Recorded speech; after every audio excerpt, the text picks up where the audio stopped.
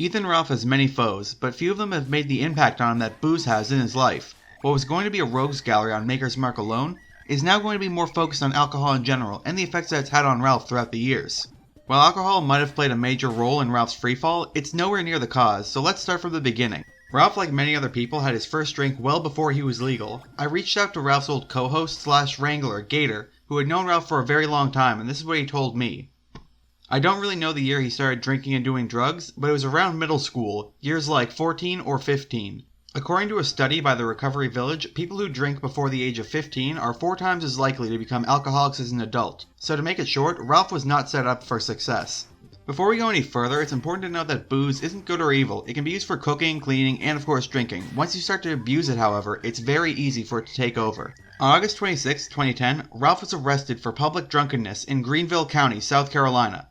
Even though public drunkenness is normally just getting thrown in the drunk tank for the night, whatever Ralph did caused him to get 10 days house arrest. Before this, Ralph had been arrested for assault and battery in the 3rd degree and 2 cases of disorderly conduct in the same year, with it being very likely that he was under the influence at the same time. And who could forget the night of September 16th, 2009, when Ralph got caught drunk driving. Ralph was good for the next few years on paper, but look what his mom had to say about him in July 2009.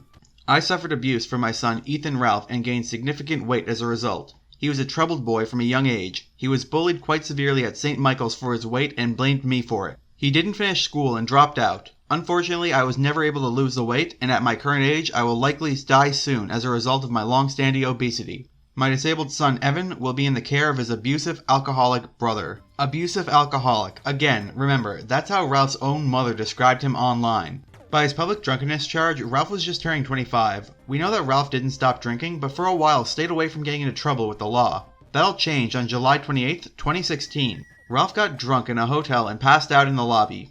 When some police came to wake him up, Ralph started swinging. He soon went to prison for this incident for assaulting a police officer and learning nothing from the situation besides he doesn't like prison. When Ralph did get out, it wasn't long for him to go straight back to his old drinking habits. If I was going to go through all of Ralph's drinking episodes since he got let out of prison, then I would have to drink as much as he does to get through it. I'm just going to show the stories from 3 people that dealt with Ralph and his drinking in real life. Let's start with Aid, a family friend of both Ralph and his ex-wife Nora, who described Ralph as being on his best behavior when she was around him in an interview with Josh Moon, otherwise known as Null, the owner of Kiwi Farms, PPP, and Kraut, on August 11th, 2020. So, Aid, you wanted to talk about Ralph, and I guess we're just going to let you go ahead, and we'll follow that up with whatever we can think of. Okay. Well, I guess I'll just kind of start with how I know him. I met him probably, it was before he went to jail, so maybe like, what was that, 5 or 6 years ago? Stayed close with him. You know, we rode each other back and forth when he was in jail. I was close with Nora. And then fast forward to him and Nora getting divorced. She kind of disappeared off the internet for a while. And Ralph and I were talking. I had just gotten out of a relationship and we had just started talking. And, you know, when you're just getting out of a relationship, you're a little more susceptible to things you wouldn't normally maybe do. But that's kind of how we got talking like that. And yeah. So who approached who in terms of like a relationship? Well, in terms of a relationship, that came a little later, but as far as approaching me to let me know that the way he kind of put it was, you know, I've always wanted to fuck you. Oh. And you got to remember they were friends and she had just got out of a relationship. So, you know, you're fucked up in the head. So, question for you. I just wanted to ask, can you describe kind of the aroma, how it smells when you walk into the home? Oh, dear God. I mean, it's not, you know, it's not like that bad. It's just, it's more like, you know, somebody who's ill is living there. So you kind of have that like hospital-ish type smell, I guess, if that makes sense. But it doesn't just reek of booze and cigarette smoke, does it? Or Well, that's kind of confined to the whole bedroom area. He doesn't really come out of there much. So, the kitchen, the living room, it wasn't as bad, but it wasn't kept up. You know what I mean? Because he doesn't keep it up, and his mother, I don't think, can. So, was being on his best behavior around me, which, when he said that, he was mostly referring to his drinking, because he was still drinking every day, but apparently he was really cutting it back. Yeah, I was going to ask, because in the Story Fires, when he's with Faith, he sounds sloshed. Like, even walking around in public, driving, he sounds like he's actually fucked up. Is he just drunk throughout the entire day? I think on a normally, yes. I think he was trying really hard not to drink so much around me. The times that I saw him really put him back was during his show. He's really unable to do his show without drinking. He probably just drinks he probably drinks his income, and he just keeps his savings. It's like a little and to be honest, that's why he's overweight. I mean, it's not so much that he's eating a ton; it's the drinking. Yeah, didn't you say he barely ate? He didn't really eat. Yeah, much? he really didn't. Yeah, he really wasn't like a huge eater. I think it's alcohol. I mean, okay, I'm prescribed Adderall too. I take medicines that I'm prescribed. Like, I'm not a drug addict, but I do take Adderall, and I occasionally take Klonopin. He was taking some of my Adderall, and he smokes a lot of pot, which is not a big deal in my opinion. But pills are really what he likes. He likes benzos, the Xanax, the Klonopin, stuff like that. Man of the hour is here. Mr. Matt Jarbo is here. Mr. Jarbo, how are you doing tonight? I'm doing pretty good. I'm just out earning a living for my family, not getting drunk on an internet forum somewhere and crying about not being able to read insults about me. Oh my God, no. People said mean things on the internet. Next up is Andy Worski, PPP's co-host on the Kino Casino, telling his story during the Fuck Ralph Festival about how after the Tonka fight in 2019, Ralph and Andy were going to do IRL streams together. And while drinking in their room, Ralph went into a drunken rage. So one night, me, Ralph, and Nora are hanging out. We're drinking some beers. I bought a bottle of vodka. We're taking shots. Having an amazing night. Fun times. Laughs all around. At a certain point, when the drunk hit him, he just got really... Me and Nora were fine, though. We're watching television, heading out for some smokes and stuff. She's not a smoker, but she's like, I'll have one cigarette, whatever. But Ralph starts getting quiet and really distant. And we could even tell it was very uncomfortable. So he heads into his bedroom and he's on his laptop, which I found out later that he was on Kiwi Farms. So evidently, the people of Kiwi Farms knew that she was over through one of his tweets or something, like a photo or whatever the reason everyone knew about this. And someone must have written, Andy is fucking Nora, which I wasn't. Just gonna say it right now. She's a lovely person, had a great time, very nice to hang out and drink that night. We're in the living room and we're laughing. Ha, I said a joke. Oh, yeah, it's funny, right? Ralph comes out of the room. Hang on, just a little bit louder. Ralph comes out of the room like this. And she's standing. We came in from a smoke. That's what it was. We were laughing on the way in from a smoke. We're like, oh, yeah. Ralph comes out of the room and goes in front of her. He's like, you're going to fucking come into my fucking room or you get the fuck out and die. And at this point, I'm just like, I didn't even know what to do. I was like, I said something like, are you okay, dude? He goes, shut the fuck up, faggot. And I was like, whoa, buddy. He gets really close to Nora, really close. Face to face. He goes, you hear me, bitch? You hear me? You're going to come in my fucking room right now. And she goes, Ethan, what are you doing? He goes, you know what I'm doing. And I went, yo, bro. And he turns, he goes, shut the fuck up. Just yells. And then he goes, so what's it gonna be? A or B? She's like, okay, we can go. She's like, I'll just go. She goes, I'll just go. He goes, where are you going to go? To his mom's house. She's like, I'm just going to go to your mom's house. She's like, well, I'm coming with you. She goes, no, I'll just get an Uber. He goes, no. It's either I go with you or you go nowhere. And I'm just standing there like, whoa, buddy. Like, what do I do? Do I fight him? You know, like, anyway, she grabs her jacket and she walks out. And I go, dude, are you good? He walks over to the counter and grabs my bottle of vodka. And he goes face to face with me.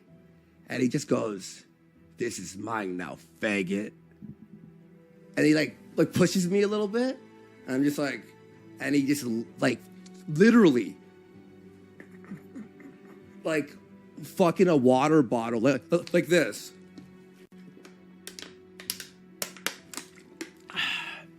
And I'm looking at him and I'm just like, he's like, what are you looking at, faggot? And I'm just like, all right, whatever. And then he fucking just leaves. Her and him leave. This song's not appropriate for this part.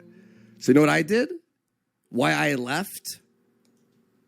I literally grabbed a duffel bag, opened up and just shoved in a bunch of clothes. I left my PS4, my Syntrex drawing pad, that's like $2,000. Left my Mac, left like a bunch of other shit too, right? And I just I phone failure and I just go, hey man, I'm hopping on a bus right now, like in the morning.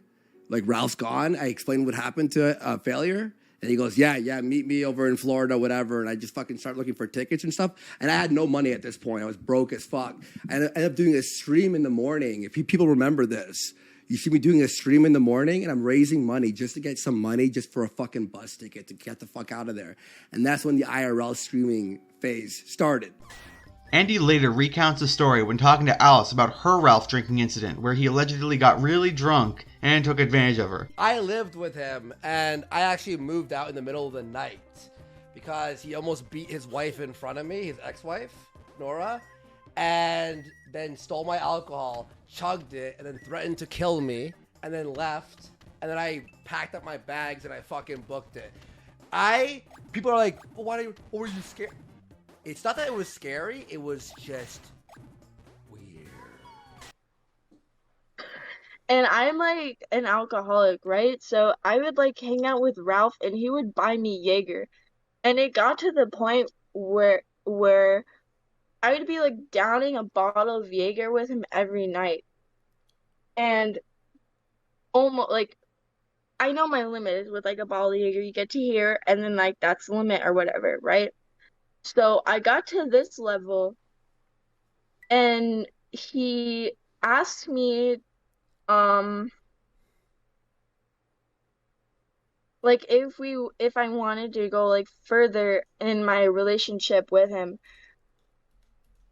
And I was like, I was still drinking. I was like, if I drink this, I'm gonna black out. And he was like, drink it. And so I drank one more shot. And he was asking me,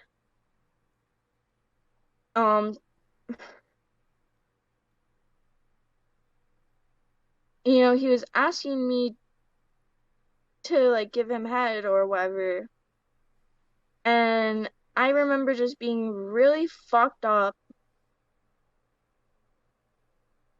Did you do it? Like really fucking drunk and being like, I don't think that's a good idea. Like I don't want to do this. Like it's not a good idea. I don't want to go this far with you. I don't want to do this. I don't want to like I can't do this. And that's the last thing I remember saying until I blacked out. And at that point, with my alcohol, I'm not a fucking idiot. I'm not a fucking like, I know how my body reacts with alcohol. And like, I know how to fucking control myself with Jaeger, especially. And so the next morning, I wake up and I'm on my couch. I'm still in my clothes from the night before, and I wake up and I'm like, where the fuck is my stuff? Where's my phone? Where's my stuff? I can't find my bag anywhere. I look in my room, my bag's not there. I fucking searched the couch everywhere. I can't find my bag. Like, not even my bag. And so I go upstairs into my bedroom. Or no, into the bathroom upstairs, and my bag is sitting in there. And I look through my bag, all my stuff is there except my fucking phone. So What? I go on my iPhone, right? And I'm like, find my iPhone. And the last known place, or not my iPhone, I track my phone on Google. My Android, the last known place it was in the parking lot that we were hanging out in next to the ABC store. Oh, and also he bought me an extra bottle of Jaeger because apparently I forced him to buy me another bottle of Jaeger after that. So I'm freaking the fuck out because I'm like, where's my phone? Where's my stuff? Like, Ralph just fucking throws me out back into my room without, like, into my house without my phone and everything. So I go on my computer. I'm like, Ralph, where the fuck is my phone? Answer me. What the fuck? He doesn't answer me for the entire fucking day. And then I finally get an answer from him. And he's like, oh yeah, your phone is in my car. I'm sorry. So he comes back, drops off my phone, and I ask him, I'm like, did I suck your dick? And he's like, yes. Whoa! As wild as that story was, I think the most interesting thing Alice talked about was how Amanda, otherwise known as Pantsu, was talking about breaking up with Ralph. She decided that she wanted to leave him. And I was trying my best to, like, support her as a friend, like, as much as I could. And I'm like, yeah, you should leave him because he's a fucking piece of shit. While you're not going to see Amanda talk about what the situation was like, this is another message that Gator sent me when I asked him for a comment. He was popping whole bars of Xanax and chasing them down with Maker's Mark. His room was filled with nothing but beer cans, cigarette butts, empty liquor bottles, and pill bottles. Pantsu once described an extended bender of his that she found his room destroyed, several bottles of liquor strewn about, and beer cans. But I think that's enough about Ralph today. Merry Christmas. I hope you guys have a great day, and I'll see you in the new year.